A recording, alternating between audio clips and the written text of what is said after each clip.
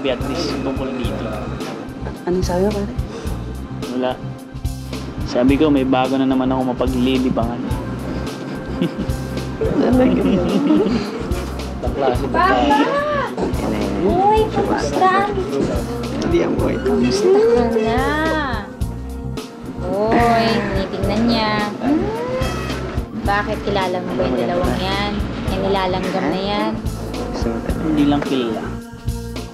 Ilang kilala ko yung magulang lalaki. Matutuwa kaya mga magulang niya kung malaman nilang ginagawa ng anak nila.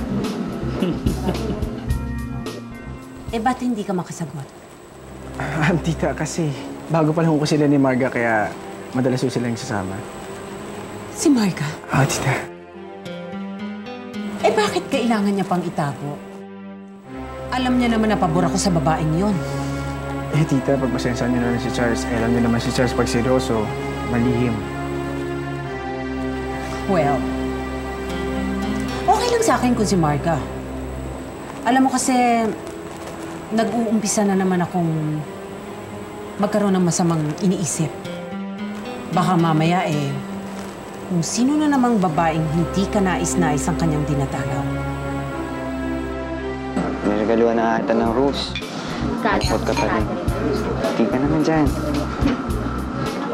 Hindi kasi naging magandang resulta ng pag-uusap namin ng Clarissa eh.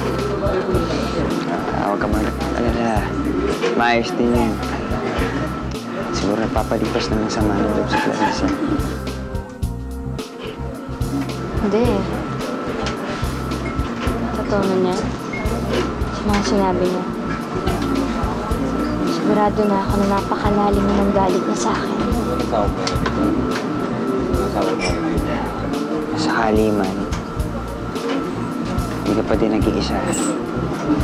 Mawala man lahat ng kaibigan mo. Nandito pa din ako. Alam mo, Mamo, tiba-tiba tayo ngayong gabi. Darating kasi yung customer kong hapon. Malaki mag-tip yun. Hindi yan ang gusto kong marinig sa'yo. Bakit ba iniiba mo ang usapan tuwing kinukumusta ko sa'yo mga kaibigan mo?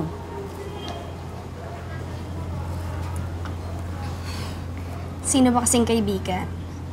Di ba sinabi ko naman sa inyo wala na akong kaibigan? Inaatupag ko na lang ngayon magkaroon ng maraming pera nang sa ganun yumaman. Anak, aanihin mo ang pera kung wala kang kaibigan. Simple. Pag marami na akong pera, aanhin ko pang kaibigan. Basta importante, kasama ko kayo, wala na akong mahihiling pa. Paano kung wala na ako? Paano kung nag-iisa ka na? Matutulungan ka ba ng pera mo? Anak, kailangan mo ng kaibigan. Kaibigan katulad ni Catherine. Kailangan mo rin na isang lalaki magmamahal sa'yo. Katulad ni Chepoy. Mamo, hindi totoo yan. Kailangan ko lang pera. Dahil pag marami na akong pera, lalayasan natin sila. Iiwan natin sila dito, kasama ng mga ipis at daga. Tapos tayong dalawa, titira sa malaking bahay. Mamumuhay prinsesa. Kahit kailan, wala nang aapak sa atin ulit. Ewan ko. Hindi ko maintindihan. Pero meron akong masamang kutob eh. Bakit? Anong problema?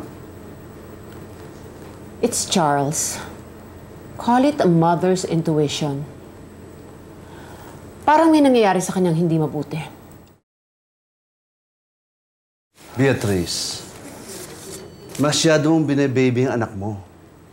Binata na yon. And he can take care of himself. Yeah. Pero pagdating sa pag-ibig, sa tingin ko, hindi niya pa kayang patakbuhin ang buhay niya. Beatrice, you have to learn to trust your son. Minsan na nagkamali yung kay Catherine. Kaya hindi na mauulit yun. Natuto na yun.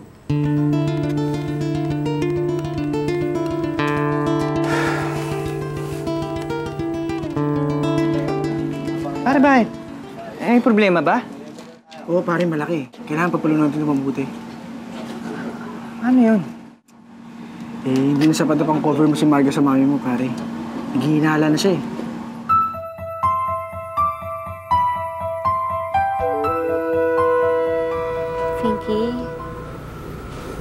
tingin mo ba tama yung sinabi ni Charles sa akin na dapat natin kausapin si Clarissa ng sama-sama? Hindi ko nga din alam eh. Pero alam mo, in fairness, matagal na may topak si Clarissa. Grabe lang talagang pagkatopak niya ngayon. Oo eh. Kung maintindihan. Ay, nako. Topak queen. Hoy, bakla. Ang lakas mo na lang pala mga insulto, no? Eh kung ginagawa mo kaya sa harapan ko.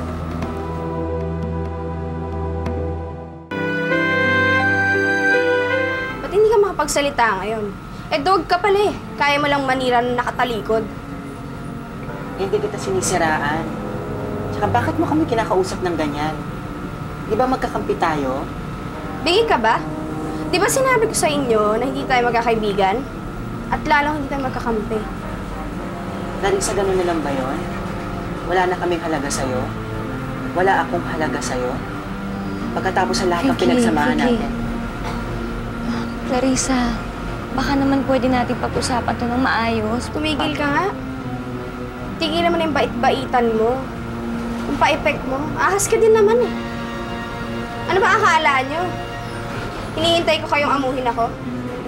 Hoy, mamatay man kayo ngayon, wala na akong pakialam.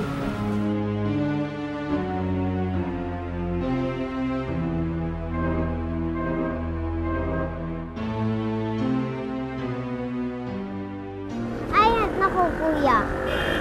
Huwag mo na isipin yun. Mahal ka nun. Hindi nga yata eh. Kasi gago kasi kuya mo eh. Kuya, hindi pa rin po ba kayo nagbabati ni Ate Clarissa? Hindi nga eh. Hindi pa nga pinapansin na Ate Clarissa mo eh. Eh di ba, sabi po nila, ang Diyos nga nagpapatawad eh. Tao pa kaya? Kasi, Ninay, hindi mo kasing galing ng Diyos sa mga tao eh. Kami nagawa kong nakasakit kay Ate Clarissa mo, kaya hindi niya mamatawad ka agad. Ako kahit kailan, hindi ako magagal sa'yo. Kahit kailan, hindi kita awayin. Pangako yan, ha? Pangako! Sige na.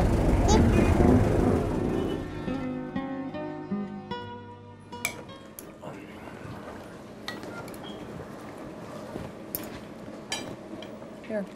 Have some. Thank you.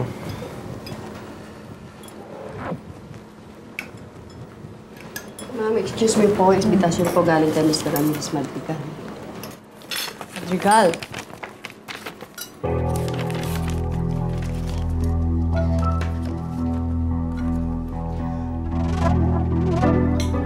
Oh, anniversary daw ng mag-asawa. Private dinner daw sa bahay nila. May note nga dito si Beatrice eh. She's saying sorry na last minute daw yung invitation. It's for tonight. Tonight? Walang pela ka tonight, di ba?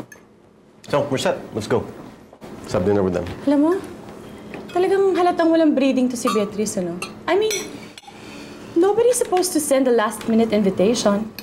Vanessa, I'm sure they have a good reason kung bakit late tayo nabigyan ng invitation. Kaya wag mo na bigyan ng meaning, pwede. So we're set for tonight. We're having dinner with the Madrigals. Sabihin mo na sa cook natin na we're not gonna eat here tonight. Dad, baka pwede akong sumama dyan. Gusto ko kasing makipag-ayos na kay Charles eh. I realized na since anak siya ng business partner mo, gusto ko siya makasundo. Wow. That's a good idea, Mark. Mukhang nagmamature na yata ang anak mo, Ferdinand. That's good. Well, so we'll all go together para matapos na rin yung alita mo with Charles.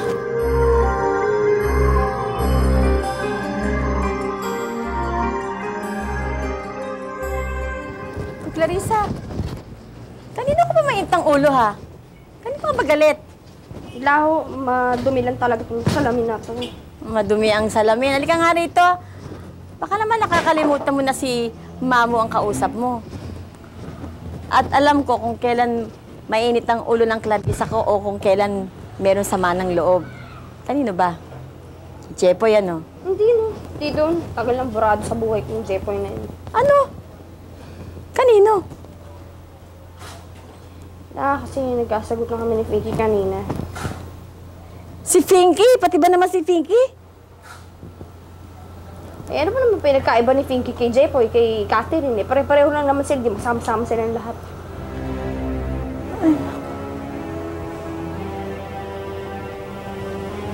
Bahala sila sa buhay nila. Tignan ko lang. Basta ako, alam ko at nararamdaman ko makakaalis lang ako sa lugar na to. Tignan lang natin pag yumaman ako. Sila naman ang magmamakaawa sa akin.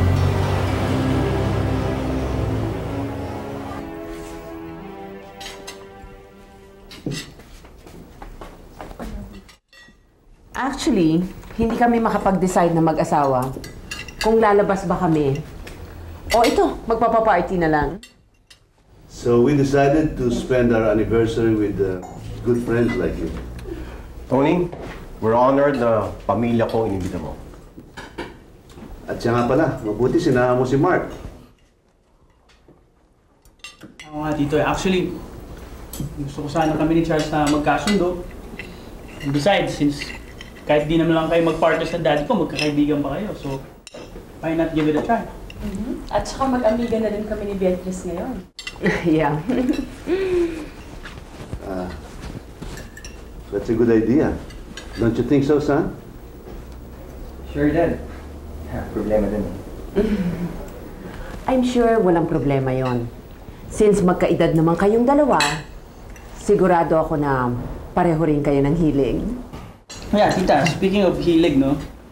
Charles, matanong ko lang, curious lang ako. Mahilig ka pa rin ba sa patulong o waitress na ngayon naninilig ako, no? Curious lang.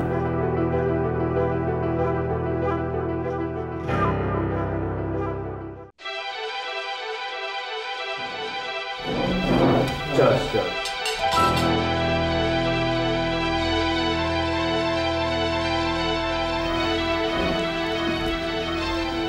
Anong klaseng tanong naman yun, Mark?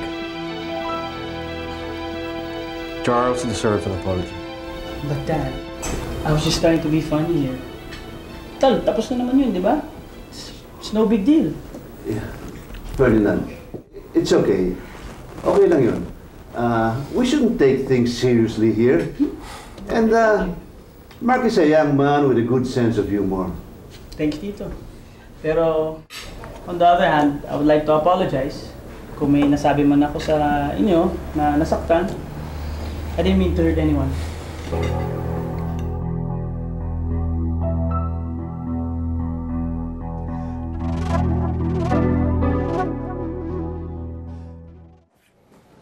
Kuya!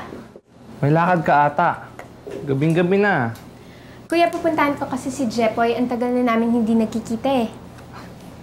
Jess, alam kong hindi dapat ako makialam sa'yo, pero mas makabubuti kung huwag mo na muna siya makita. Nagpapagaling ka pa. Pero kuya, wala naman akong sakit.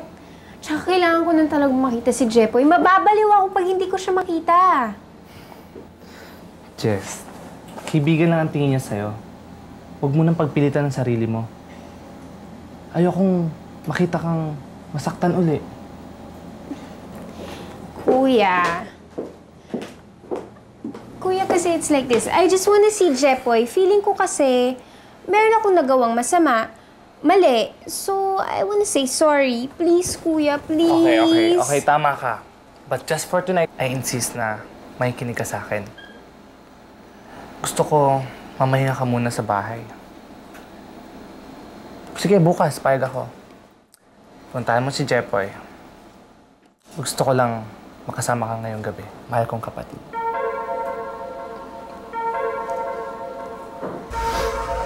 Jepoy naman eh. Sana hindi mo na pinatuloy yung Jessicang yun. Alam mo, kung gusto mo ng kahalikan, sana sinabi mo sa akin. Hindi naman ako maramot sa halik eh. Hindi naman eh. Hindi mo nakakatawa yun eh. Pero ano ba nakakatawa? Yung lagay natin ngayon, ha? Nang dahil lang sa halik na yan, nakaletsi-letsi tayong lahat. Nagsisisi pa rin naman ako eh. Inamin ko, Finky. May kasalanan din ako. Pero alam ng Diyos na mahal ko si Clarissa. Siya lang ang minahal ko ng ganito. Lahat kaya ko gawin para patunayan sa kanya nagsisisi ako. Dahil sa nangyari sa amin. Tsaka lahat gagawin ko para malaman niya na mahal ko siya.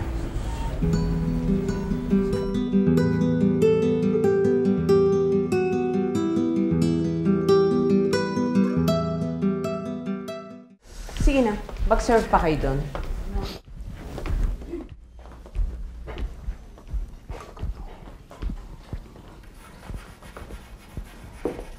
Hi. Hi, tita. Can I have a light? Sure. Siya nga pala, tita. I wanted to say sorry doon sa sinabi ko kanina. I hope I didn't ruin your anniversary. Not at all. Actually, may tatanong nga ako. Basta ikaw, tita. Anytime. Pero ano ba yung may tutulong ko sa'yo? I'm sure alam mo na ang sagot sa itatanong ko sa'yo. I have a feeling na may pinanggagalingan kanina ang sinabi mo sa dining table. Ano bang nalalaman mo tungkol sa anak ko?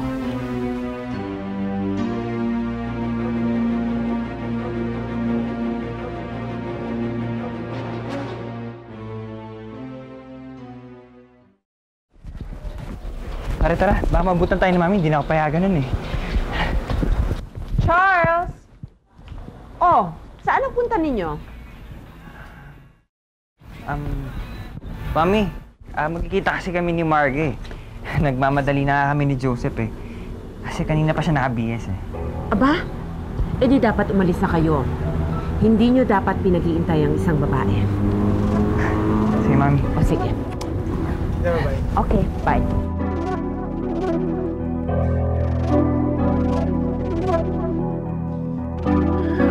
Marga, ha? Tignan natin.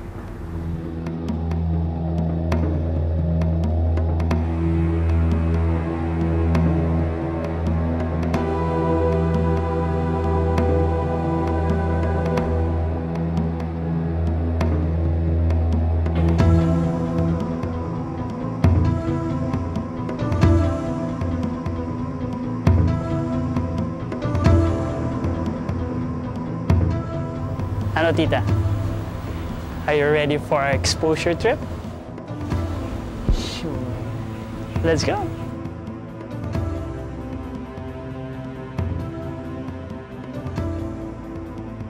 Charles, sandali lang. Hindi ako pwede magtagal. Maraming customer sa loob. Catherine, sandali lang to. Importante lang. Kailangan kita makausap. Promise, ibabalik kita kagad. Bakit, Charles? May nangyari ba? Pinapakaba mo naman ako eh. Catherine. Catherine ng Mami, nakakalata na yata. Pero paano?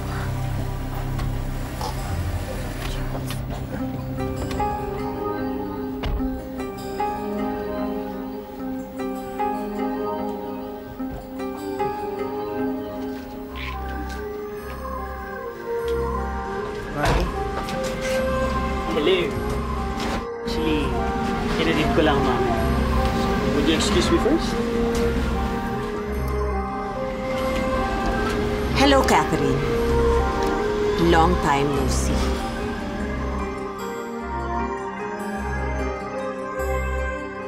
Sa